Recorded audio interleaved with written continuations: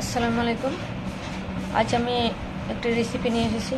আমি তৈরি করব আজকে পটলের ভর্তা। পটলের ভর্তার জন্য আমি 3টা পটল নিয়েছি,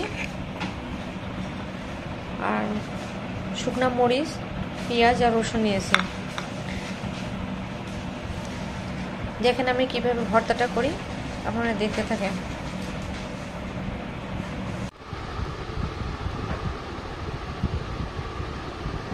আমি পটলটাকে এভাবে কেটে নিয়েছি, এখন ওটাকে ভেজে নিব।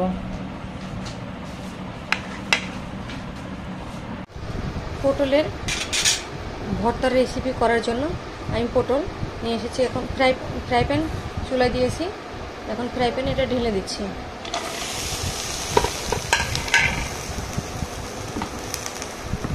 এখন তেল দিয়ে দিব, এখন তেল দিয়ে দিচ্ছি।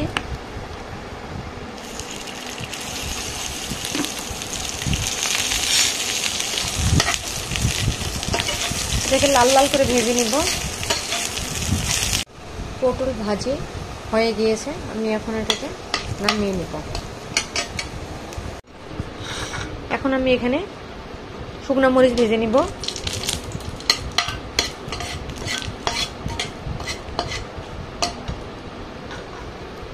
রসুন দিয়ে দিব,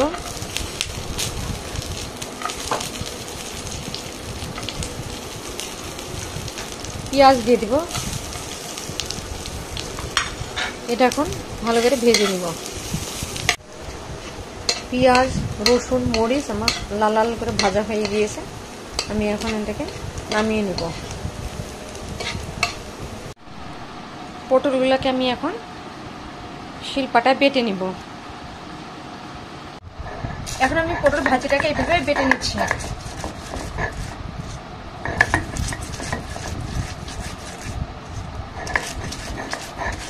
এখন মরিচটাকে বেটে নিব, লবণ দিয়ে দিচ্ছি।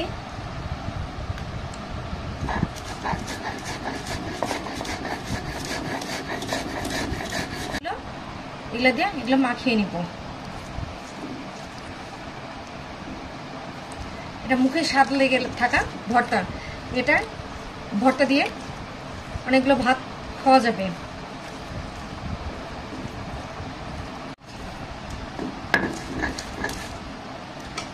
দিচ্ছি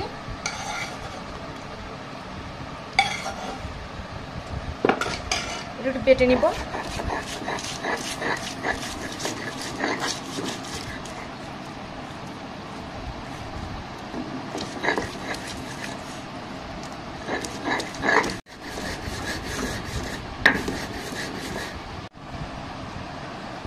রেডি হয়ে গেল আমার পটলের ভর্তা। ভর্তাটা দেখতে যেমন সুন্দর হয়েছে, খেতেও ভালো লাগবে। এটা ভর্তাটা সবাই পছন্দ করবে,